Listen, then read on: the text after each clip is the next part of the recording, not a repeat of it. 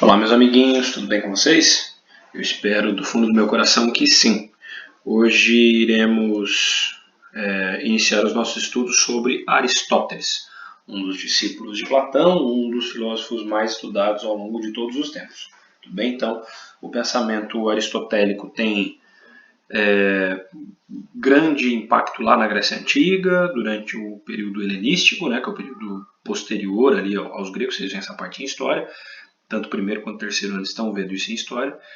E vemos depois um renascer do pensamento aristotélico no final da Idade Média. Falaremos disso também daqui a algumas aulas. Bom, vamos lá.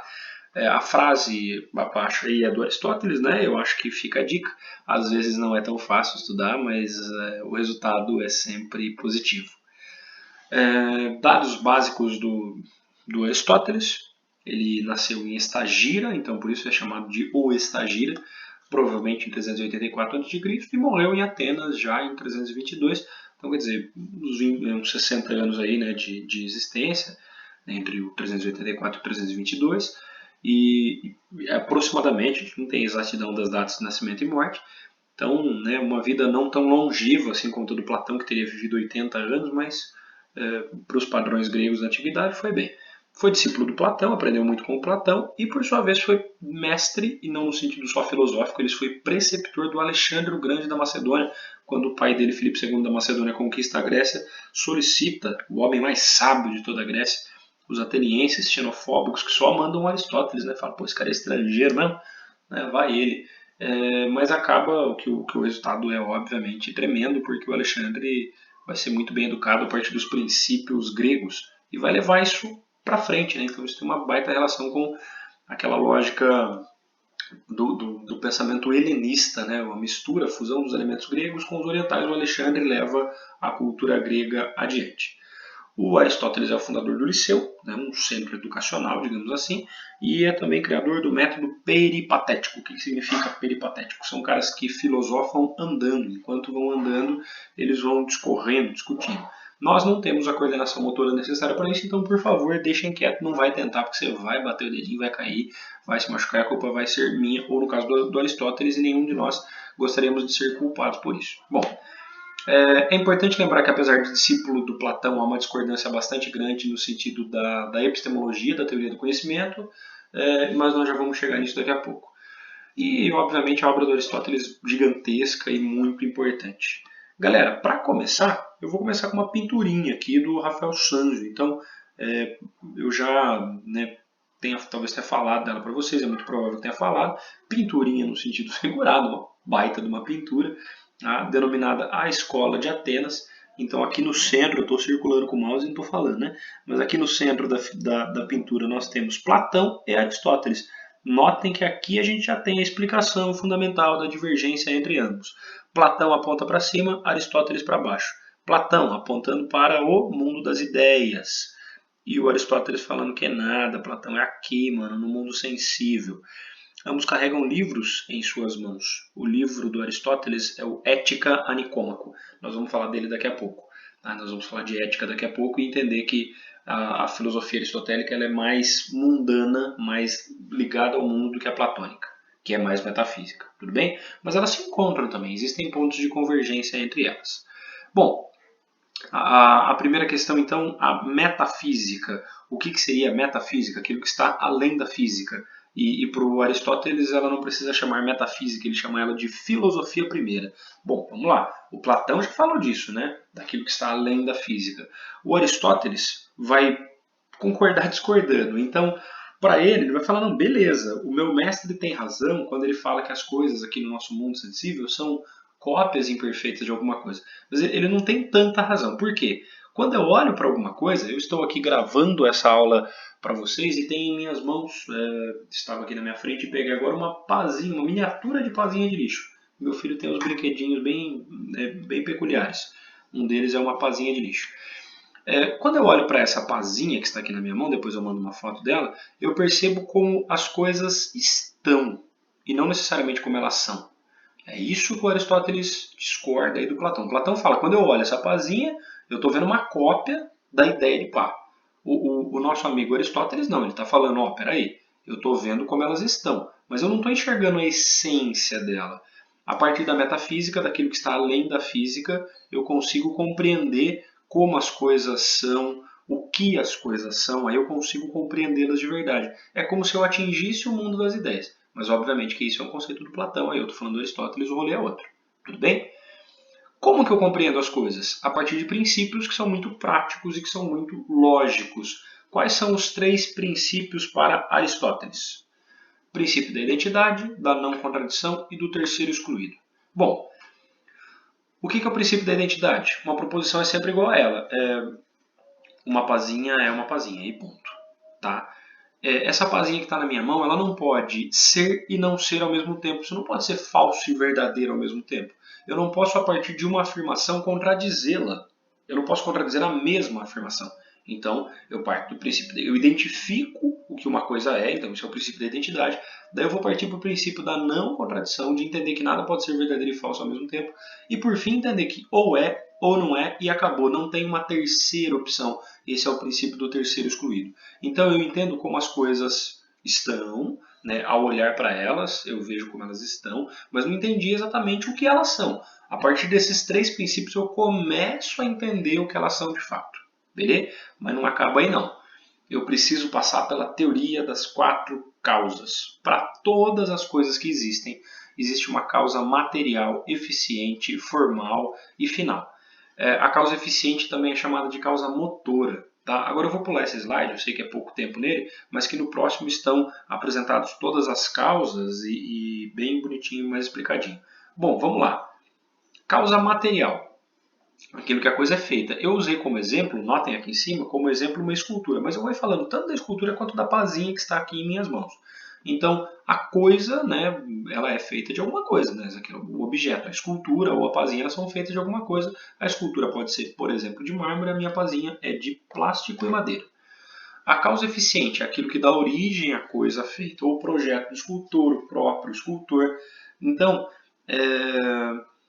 a lógica é, eu tenho aqui, quando eu olho para uma escultura, eu tenho a ideia de que alguém esculpiu aquilo, seja o Rodin ou qualquer outro escultor que vocês estudem aí em arte com o Ricardão.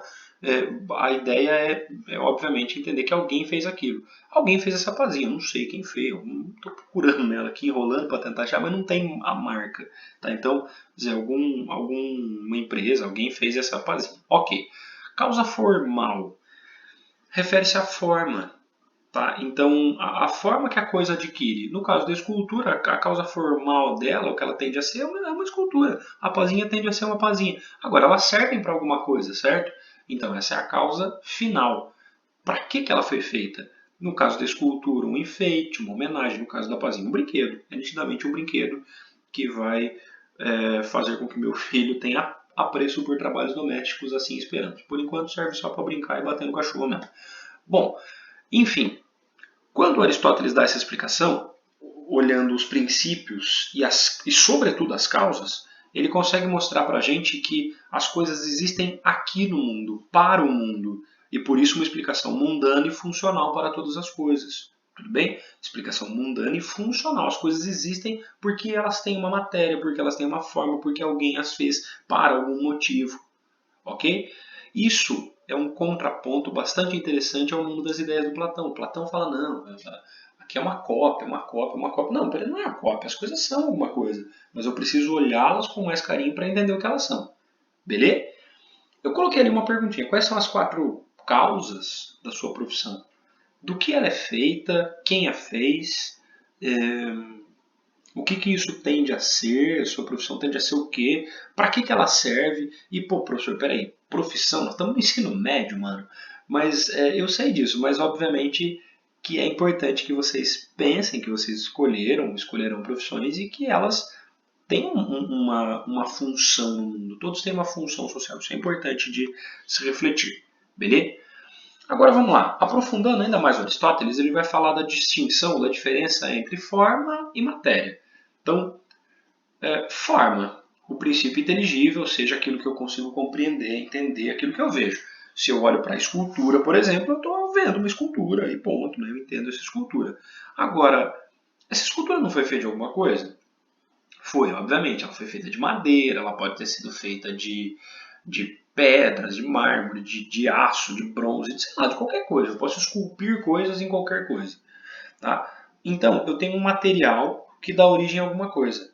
Esse material, presta atenção nisso, ele é a forma em potência. Como assim? Vamos usar o exemplo clássico do Aristóteles. O que é uma semente? Ela é só uma semente. Tá? Uma semente é uma semente. Mas ela existe em ato ela é uma semente, mas em potência ela pode vir a ser uma árvore. Eu coloquei ali no fim um pinheiro, né? Então, né, uma semente de um pinheiro pode vir a ser um pinheiro, ou vir a ser uma conífera. Né? O Marcelo ficou orgulhoso dessa minha colocação. A ideia é, se tudo existe em ato e potência, a matéria é a forma em potência. A madeira que vai virar uma escultura, ela é a escultura em potência, quer dizer, a potência dela é uma escultura, tudo bem? Tudo para Aristóteles existe em ato e potência. Isso está relacionado a um conceito fundamental para os gregos, que é o conceito de devir, vir a ser. Então, todas as coisas têm o seu devir para Aristóteles. Tudo para Aristóteles existe na sua atual forma e ela tem também uma matéria. E além disso, tudo existe em ato e potência. Tudo é uma coisa e em potência transforma-se em outra coisa. Então vocês são estudantes do ensino médio da escola cooperativa, mas tornar-se-ão mais do que estudantes da escola cooperativa. Eu tenho a convicção que cada um de vocês tende a tornar-se muito mais do que isso. Beleza? Vocês terminarão o seu ensino médio, vocês farão a bela cerimônia de colação de grau e partirão para novos horizontes, suas faculdades e tudo mais. Para alguns isso vai acontecer já mais rapidamente, para outros pode demorar um pouco mais, mas todos conseguirão atingir esse ponto, então, de deixar de ser estudante do ensino médio e tornarem-se universitários. Tudo bem?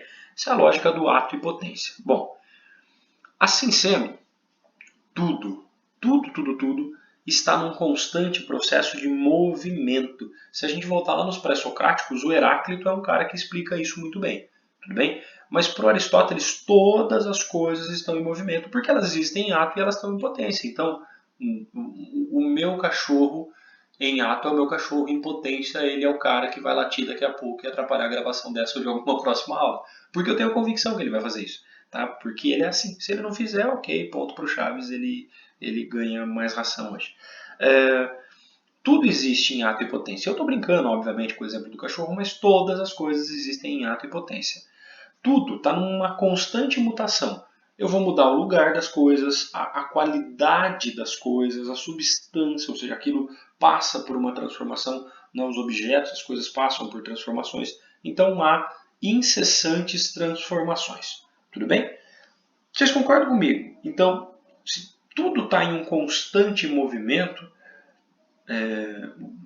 como que o mundo começou? Como as coisas começaram nessa perspectiva aristotélica? Elas começaram a partir dessa lógica que o Aristóteles define como primeiro motor, ou primeiro motor móvel.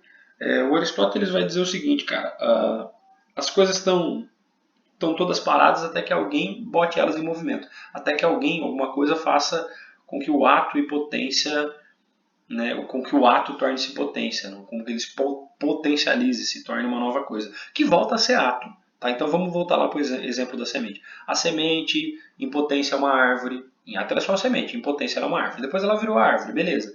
Aí em ato ela é só uma árvore, em potência ela é um tronco cortado, eles se cortarem essa árvore, fazer uma tábua lá. Beleza. E aí em ato ela virou a tábua, em potência ela é um móvel. Em ato o móvel é um móvel, em potência ele é um objeto para a criança subir em cima e cair. Tá? E por aí vai. Infinitas vezes a gente vai transformando as coisas e as pessoas. Tudo está em constante mutação. E óbvio que para Aristóteles isso teve um início e esse início é o que ele chama de primeiro motor. Nós vamos chamar de Deus, criador, mas para ele é uma força maior que ele chama de primeiro motor. Aristóteles não é monoteísta, gente. Ele viveu antes de Cristo, ele não teve contato com o judaísmo, então a ideia dele não é um Deus especificamente. Beleza? Nós vamos chamar isso de Deus depois. É massa saber que o Aristóteles também estudou bastante astronomia, que isso ajudou a fortalecer a ideia dele, porque ele conseguiu ver o universo em movimento. Beleza? E aí o mundo, o universo, para Aristóteles é eterno, não tem princípio, não tem fim, está em constante movimento. Cara, eu concordo absurdo com essa definição do Aristóteles, óbvio que vocês podem discordar. Partindo já para o finalmente, a gente precisa falar um pouquinho da ética e da política para Aristóteles. Então, a ética parte da lógica da teleologia. O que é teleologia? Acreditar que tudo tende a um fim. Todas as coisas tendem a atingir um determinado fim. E os seres humanos? Qual é o fim dos seres humanos? O fim, eu não estou dizendo tipo, de como o ser humano vai acabar. Qual é o fim no sentido da finalidade? Para que ele serve? Para o Aristóteles, o ser humano serve, ele veio ao mundo para ser feliz praticando o bem. Tudo bem? Esse bem, obviamente, dentro de limitações da época, porque os gregos têm escravos, então, né, praticar o bem, por exemplo, ter escravo não é mal, não é nada ruim para eles, está dentro da lógica de bem. E o escravo, obviamente, não vai, né, receber esse bem, essa bondade do ser humano. De que forma eu consigo fazer isso? A partir de atividades práticas ou atividades produtivas, então, sendo bondoso mesmo, justo com as pessoas, ou produzindo, refletindo, tá? Agora, tem uma parte que é a parte essencial da ética aristotélica e que está lá no livro Ética, a Nicômaco. Nicômaco é filho de Aristóteles, então é um livro dedicado a ele. É um ensinamento de ética para seu filho. Como que eu atinjo, como que eu tenho um agir ético? Através do que Aristóteles chama de equilíbrio, ou justa medida. Como assim equilíbrio ou justa medida? Bom, galerinha, para o Aristóteles, e eu acho que para todos nós isso deveria ser válido, não adianta eu ter excesso nem falta. Não pode sobrar nada e não pode faltar nada. Vamos pensar uma coisa assim que naturalmente eu já imagino como boa, tipo coragem. Coragem é um bom sentimento, vai. É bacana ser corajoso, eu acho prudente que as pessoas tenham coragem. Agora, uma pessoa extremamente corajosa, ela fala, não, que Covid, o que? Eu vou para Itália e vou em casa. Acho que não vai dar muito bom, né? Enfim, houve um excesso de coragem e isso fez mal para a pessoa. E a pessoa que, morando aí onde vocês moram, né, numa localidade ainda não atingida, né, e que tomara nem seja mesmo atingida, mas, né, enfim, aguardemos e esperamos que não aconteça. Uma pessoa morando aí em Olambra, o cara resolve se trancafiar dentro de um porão no fundo da sua casa para não ser contaminado. Será que não é um excesso de zelo?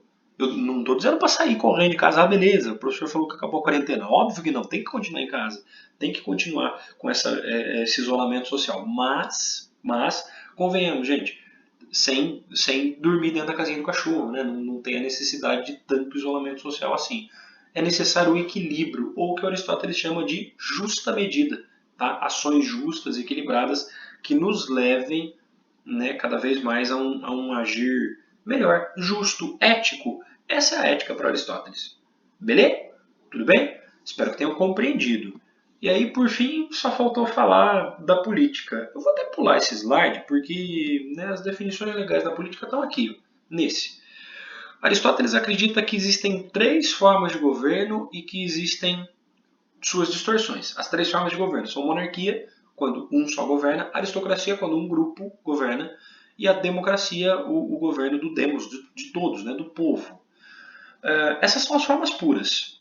Elas podem sofrer distorções. E a distorção está exatamente embaixo de cada uma delas. A monarquia distorcida vira uma tirania, a aristocracia distorcida vira uma oligarquia, a democracia distorcida vira uma demagogia. Vamos entender melhor. Monarquia é o governo de um por todos, certo? Um monarca governa pelas pessoas. Se ele governar para ele, ele é um tirano. Ele governou para ele, não pelo povo. Da mesma forma, a aristocracia. A aristocracia é um governo de poucos. Não necessariamente quer dizer um elitizado, mas poucos. Acaba sendo elitizado, óbvio. Algumas pessoas governando. Se essas pessoas governarem para elas, isso vira uma oligarquia. Todos vocês já estudaram em história o período do Brasil, né, da República Oligárquica, a República do Café com Leite. Eram fazendeiros que governavam para eles. Tudo bem? Bom, enfim, isso é, né, uma distorção da aristocracia. E a democracia, né, em tese, é o governo de todos, mas às vezes é daqueles que fingem que estão governando pelo povo, são demagogos e governam só para eles. Então, essas são as formas puras e as suas distorções. Para o Aristóteles, na forma pura, a pior delas é a democracia. É a mesma crítica que o Platão estabeleceu, gente. O Platão também está lá possesso com a morte de Sócrates, né? Nós já tínhamos falado isso. Então, para Aristóteles há uma retomada disso. Agora, para o Aristóteles, se for rolar a distorção, é preferível que não aconteça, mas se for rolar a distorção, a democracia distorcida é a menos pior, digamos assim. Tudo bem? A melhor das distorcidas, a demagogia, a distorção da democracia. Porque tiranias e oligarquias tendem a ser mais violentas, autoritárias e tal. O Aristóteles defende um modelo que ele fala o regime dos que estejam mais preparados, ou melhor, né, tem um melhor preparo. É obviamente um regime aristocrático. Eu sei que quando a gente fala de aristocracia, para a gente não soa legal. Para os nossos ouvidos democráticos, a aristocracia, a palavra não cai bem. Mas não necessariamente a aristocracia precisa ser uma coisa ruim, galera. Então vamos pensar o seguinte, um governo que seja feito pelos mais qualificados. Então, para o Ministério da Saúde vai ter concurso, para o Ministério do Turismo vai ter concurso, para o presidente vai ter concurso, sei lá, uma banca de seleção. Não só a eleição, que a gente selecione realmente aqueles que tenham mais preparo. Será que vai ser ruim? Acho que não, mas ao mesmo tempo é um governo aristocrático, um governo de poucas pessoas selecionadas. Tudo bem? Enfim, a perspectiva aristotélica é essa. Queridos, encerramos por aqui. Espero que tenham gostado. Agora há alguns exercises para vocês fazerem. Espero que se tiver alguma dificuldade me chama, obviamente, mas né, vamos tranquilo, vai dar tudo certo. Fechou? Valeu, galerinha. Um abraço. Fiquem em casa.